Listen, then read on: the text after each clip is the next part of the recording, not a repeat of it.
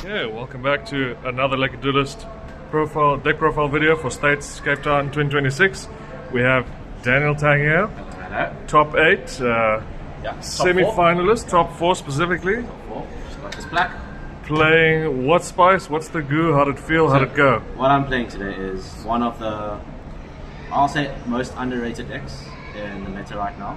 It is what people say one of the weaker medius to pure plays, and that would be Elfnotes. This week I decided to take Elfnote to the state championships because I feel that I am myself a combo deck player, so I don't really have the brain power for all the control decks. I can't play branded, I can't do that, so the next best combo deck that is resilient to a lot of hand traps and can play, yes. There's one card you'll see later called Federalist Harmonia. The best combo deck that can play Harmonia is Elfnotes. So I decided to go this. If you want, let me just show you the deck list. So there's normal standard medius pure package, along with I play one Ginaldo, one of you, and for consistency, such as this. So these 3 cards here are full combo by themselves if they resolve in the medius line, and for the Elfnotes, the standard triple Regina, triple Lucina, triple Tinia, and one Fortuna. So the Elfnotes, what they can do, it's a 1 card combo. Regina is 1.5 cards. You get another Elfnote name in your hand. 1 card to get you to the exact same endboard every time, and then you do have to play 2 bricks in this deck. It is the 2 continuous spells and traps. These 2 are, one is an E-Telly and the other does everything. It allows you to monster reborn, it allows you to negate a monster on field, it allows you to play through Darker Than the Maw, you can play through Light, you can negate Darker Than the Maw, you can negate things like Forbidden Droplets, Forbidden Crown, because most likely people don't have a trap to be sending with them. So this is the after package. I'll show you what they can summon into shortly after it.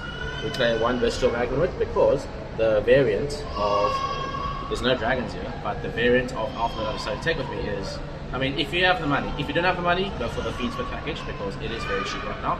But if you do have the money, you should go with the Albaz, the Fallen of White Dragon Albaz package, as I said as well, the Dragon Searcher, the Bestial Magnemite. Sometimes can stop your opponent, it sometimes can get you an extender. All the Elfnotes are level 6s in order for them to sync with them. Magnemite is also level 6, and it gets in end phase. If it's on your turn, if you go first, you can search for Harmonia as an extra double interruption on an opponent, or you can search for Fall of the White Dragon if you go in second. So for you to be able to have a very good follow.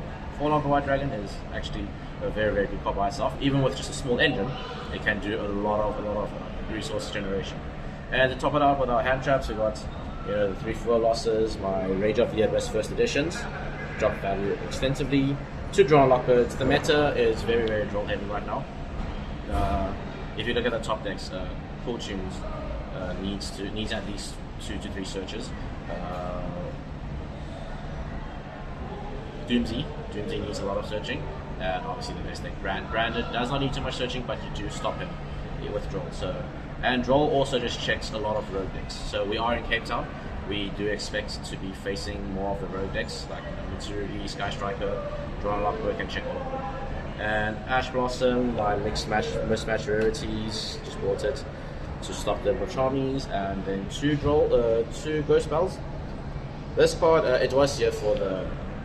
It's here for the branded plays, Ecclesia. You stop Ecclesia, you stop the Cool Tune plays, the Cool Tune Synchrify that reborns 1 and adds 1 to hand Synchro Summon, so this checks those things.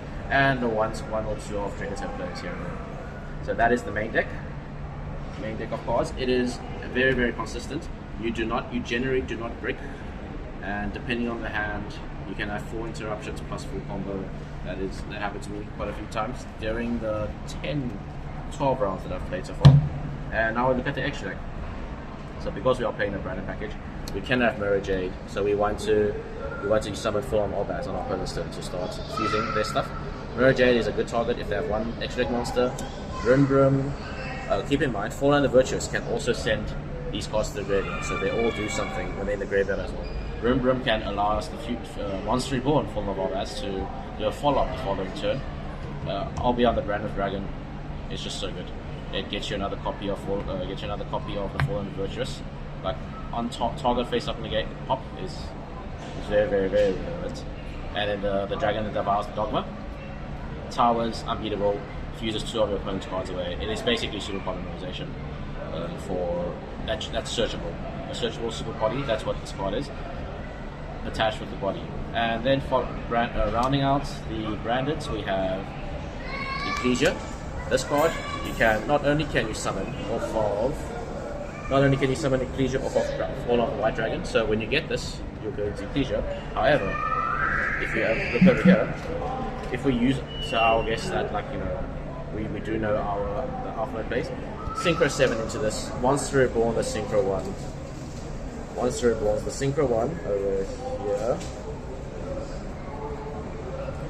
And then now we have an 8 on board. So what this 8 represents, you can either, if you have 4 White Dragon in hand, you can go into Crystal Wing, because this is a Synchro monster.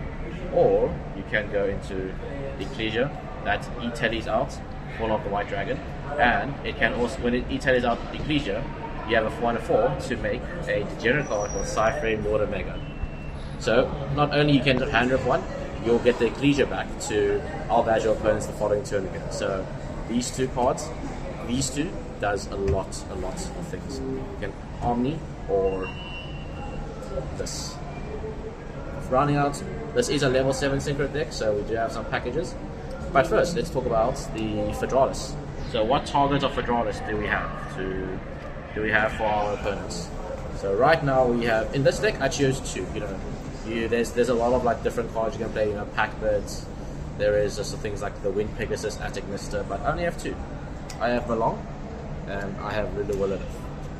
Malong is a target bounce back to hand. It's what make Harmonia into 2 interruptions in 1 card, because it not only pops, it also bounces. But sometimes you do not need to pop, or when it's unoptimal, when there's nothing to bounce on resolution, we can send Luluwalith. This card in phase can E-Tally out our Incredible Ecclesia just for free for us to go straight into the Albaz plays. You know. So the following turn, go to our main phase, tribute Ecclesia. You can either summon Albaz or you can summon Fallen of White, reborn the Ecclesia into Synchro 8 plays or into Omega, so I can hand up another card of your opponent. So this is Elfnote is a Synchro 7 deck. So we have our FA Dawn Dragster, we have our Black Rose Dragon. One cool thing about Elfnote Harpatron, it can modulate the center cards level by 3. So 6 plus 3 plus 1, that's 10. We do have a Chinging. This is the card that I feel is very underrepresented because we are in the Cool Tune heavy meta. This card can, the best way to stop a Cool Tune deck is to remove the monster on the field. So all we want is a lot of ways to do that. This card, if a card's banished, we can just remove the card on the field. And how do we banish cards? Ecclesia can just banish it on command. And also, I need to explain to you these three powerhouses soon. Tinia can switch with the center zone to banish hand the card from your opponent's hand, which triggers Chinging. Fortuna can bounce a spell trap on the field. And then Lucina can bounce a level 6 or lower monster on the field. So these cards, not only they are your full combo, they represent full combo, they also extend you to all of your powerful other pieces. They also have effects that can disrupt your opponent heavily during their turn through reborn plays and whatnot. So because we have level 4s in the branded package, we have level 6s as well. So it's only natural that we also play a copy of Chaos Angel. Ooh, because beautiful. Yeah. So Chaos Angel is a target banish. And it just checks a lot of the rogue decks as well. If your deck doesn't have a back row removal, if your deck doesn't have banishing protection, it just eats that. And also it protects all your other central monsters as well. You will most likely always be able to make it with a Knight in the Dark, either with the Fallen of the Whites. Fortuna is usually your level 6 Knight, and then we also have the Medius the Pure, which is a level 4 Dark. It can also cheat to itself from the graveyard again. So just by sending a monster back to your hand. And lastly is the reason that I feel what makes this deck in contention with the top decks is if we can't beat them on power, we have to beat them on ceiling. So TG Hyper Librarian is my choice for going for Medius the Pure, detailing our Power Patron. So the 4 and the 1 equals level 5. So because we Synchro summon out this, because we reborn to Synchro again, we Synchro at least 4 times, so it is very likely that you can draw up to 4 cards per turn off of TG Hyper Librarian. And that is what gets you to draw into all of your hand traps, into the cards that stop your opponent, into your Fedralis, into your Fallen of Whites. Is if you do not have the cards to start off with, you TG Hyper Librarian and you can just draw into them. And also it gives you a lot of fodder, because as you know, in order to use Fallen of Hourglass Blaze, you need a lot of cards to discard. So even if you draw deck, those will just be discard fodder for your Fallen of Hourglass and your opponent's turn. And then, cool. So that is basically the gameplay loop of this deck. And now we're going to go into our side deck. The side deck, I decided, for me, how I treat a side deck is, if your combo deck is good enough, you do not need to make your combo deck even better if you go first. But you should think what you can do to help you win going second. Is my philosophy when it comes to side decking. So I have 2 Dark Ruin Wars. This stops fellow combo deck players. It effectively stops Doomsy. It stops Doomsy in its tracks. They will not be able to do anything as long as you draw this. Double Purulia, because a lot of decks now do normal summon a lot from the hand. It's a Cool Tunes normal a lot. Doomsy not so much, but yeah. So basically, Sky Striker's not so much as well. But there are plans. Purulia does check quite a few rogue decks as well. And then Lava Golem, easy. There's that rogue Lunalight player. There is the 2 unoutable towers. This deck does not need its normal summon. As Medius the Pure can just go into the graveyard, send a card back to summon him. It's basically the same. Fallen of the White also doesn't need its normal summon, so we don't mind not having our normal summon to remove 2 potential negates or boss monsters from our opponent. Next up we have 2 evenly matched. It is Konami is banning like more and more Omni negates, so it's getting more and more difficult to stop evenly matched as the time goes on. And I feel like Branded, Cool Tunes, they all don't have much answers for evenly matched. So that's what I played. And then the standard Hobbies Feather Duster, Solemn Warning. It's supposed to be 1 Warning, 1 Judgment, but I was too late to do it for the 2nd Judgment. But Warning is good. Warning is especially good in this format right now because every deck wants to inherent summon, and there's so many. It's a fusion heavy format. A lot of cards fuse on resolution or synchro on resolution or fusion. So this card can stop those effects. So what it can't stop is monster effects, which you rely on your engine to stop them effectively, because this is a going first card. And I decided to be funny by putting this 2, and it is the most useless 2 inclusions on here. 2 Mask of Restricts.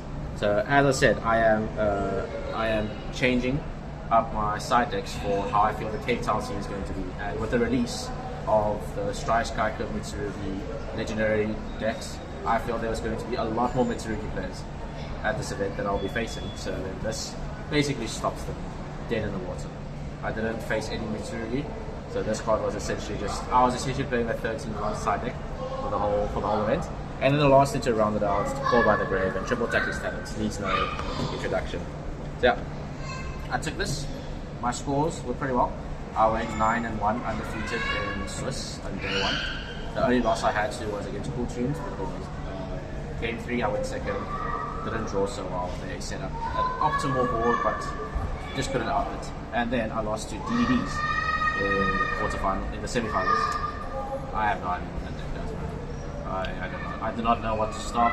He had every hand trap for every single card I had. I got through both games, but yeah. It was a fun tournament, and I'm going to just prepare the next big deck for 2027. Thank you so much.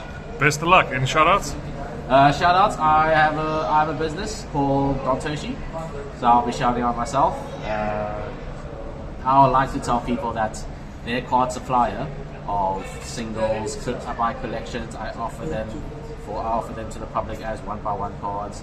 I also open up tons of new singles for people to buy. So I'm showing out myself. I would like people to know that their supplier is actually good at the game. There we go. Awesome stuff. Cheers, cheers.